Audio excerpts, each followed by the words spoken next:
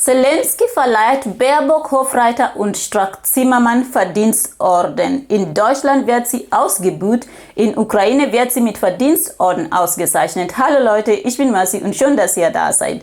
Egal, was meine Wähler denken, erinnert ihr euch an diesen Satz von unserer lieben Außenministerin Frau Baerbock? Falls ihr es vergessen habt, hier ist es nochmal. But if I give the promise to people in Ukraine, we stand with you as long as you need us, then I want to deliver. No matter what my German voters think, but I want to deliver to the people of Ukraine. Jedenfalls, die Auszeichnung gelte dem besonderen Einsatz für das ukrainische Volk, hieß es während der Preisverleihung. Sei mir nicht böse, ich finde es toll, wie diese 30 einsetzt für das ukrainische Volk. Frau Baerbock eben mit "Mein Wähler sind mir ja egal, Hauptsache ich stehe aber mit der Ukraine", oder mit Frau Strack-Zimmermann. Ich meine, viele wissen, dass sie ist eine Warmongerin. Also sie ist eine Waffenlobbyistin und sie fordert immer mehr Waffen an Ukraine, weil irgendwie scheint die Frau Strack-Zimmermann zu glauben, dass wir Frieden nur bekommen können, wenn wir schweren Waffen an Ukraine liefern.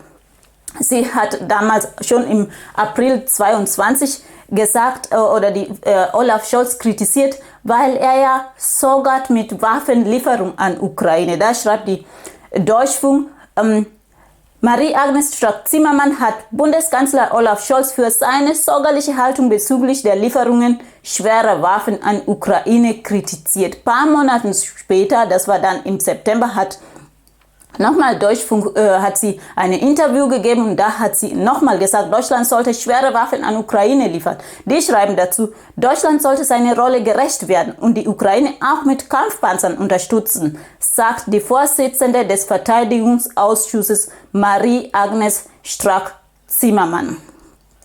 Jedenfalls zu den Verdienstorden schreibt weiter die Fokus, die drei haben einen bedeutenden persönlichen Beitrag zur Stärkung der zwischenstaatlichen Zusammenarbeit, zur Unterstützung der staatlichen Souveränität und territoriale Integrität der Ukraine geleistet. Und deswegen bekommen die eben diese Verdienstorden von Ukraine. Die Frau Strack-Zimmermann, die Vorsitzende des Verteidigungsausschusses im Bundestag, nannte die Verleihung eine große Ehre. Dazu hat sie weiter gesagt, sie ist gleichzeitig Ansporn für sie, weiter unverbrüchlich an der Seite unserer tapferen Freundinnen und Freunde zu stehen. Sie wird weiter dafür antreten, dass die Ukraine die Unterstützung bekommt, die sie im Kampf gegen den brutalen russischen Angriff benötigen. Und vor ein paar Tagen, das war am 4. Januar 2024, hat die Frau Zimmermann anscheinend die Marschflugkörper für die Ukraine gefordert. Das hat die Merkur geschrieben. Ich finde es jedoch schade, dass alle diese Politiker haben offensichtlich die Interesse der Wähler im Hintergrund gesetzt. Das ist zumindest meine persönliche Meinung. Und ich meine, die Frau Baerbock hat ja das auch schon gesagt.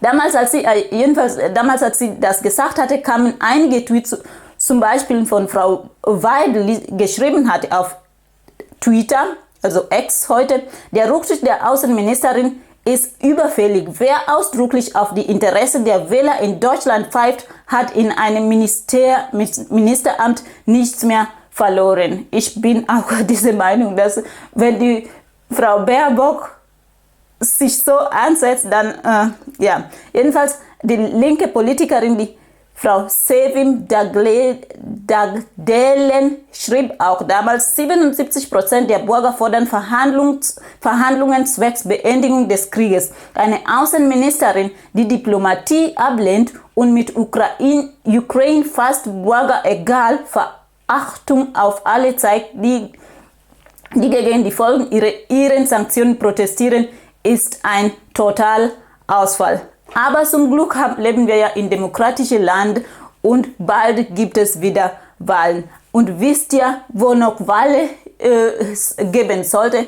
Richtig, die Ukraine hätte Ende letztes Jahr hätten die schon wählen können. Sie durften aber nicht, beziehungsweise sie hatten das nicht gemacht, weil es eben dort Krieg herrscht.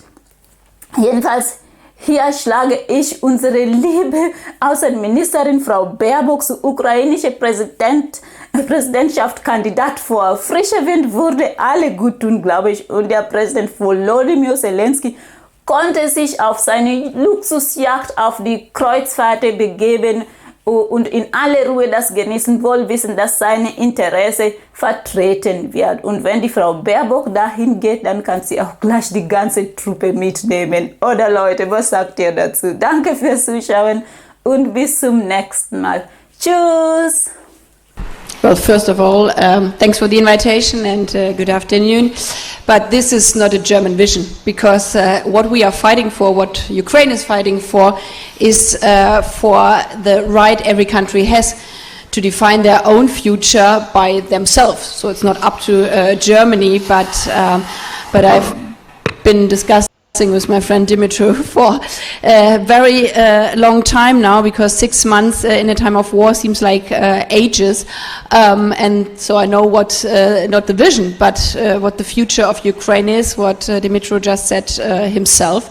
And this is a free and peaceful Ukraine, like every other country in the world. And Ukraine has a right. And this is why we made very clear today at our informal council, but also with an input paper I gave together with my French colleague, making clear that we stand with Ukraine as long as they need us. And because we all agree on this, and this is not a sentence to applause for, because this is just a normal thing if you believe in the rule of law and in the freedom in the world, I would maybe give some controversy in the discussion, and I've listened to your speech, which I really valued, but I would disagree on one sentence you said, of saying we shouldn't talk about maybe this war should go on for a longer time. Because if I give the promise as a politician, and luckily in democracy, it could be the chance that people disagree with me and they say in 4 years, well, you didn't tell us the truth.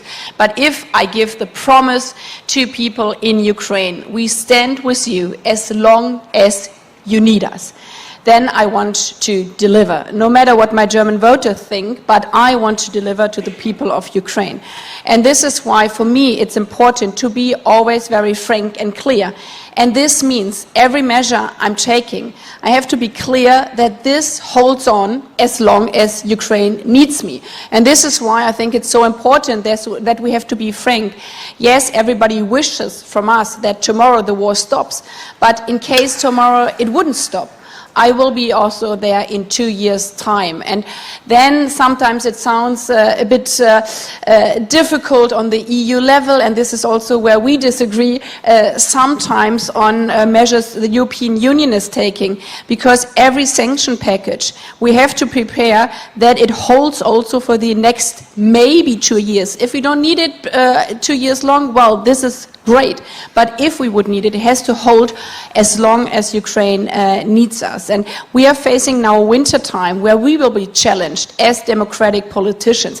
People will go on the street and say, we cannot pay our energy prices. And I will say, yes, I know, so we help you with social measures. But I don't want to say, okay, then we stop the sanctions against Russia.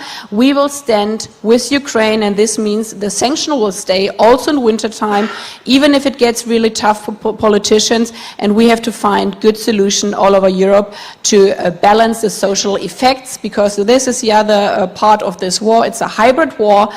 The second strategy is to split our democracies, saying, okay, now the poor people are being left behind, and we have to give the answers. No, we stand in solidarity with everybody in our country as we stand with everybody in Ukraine.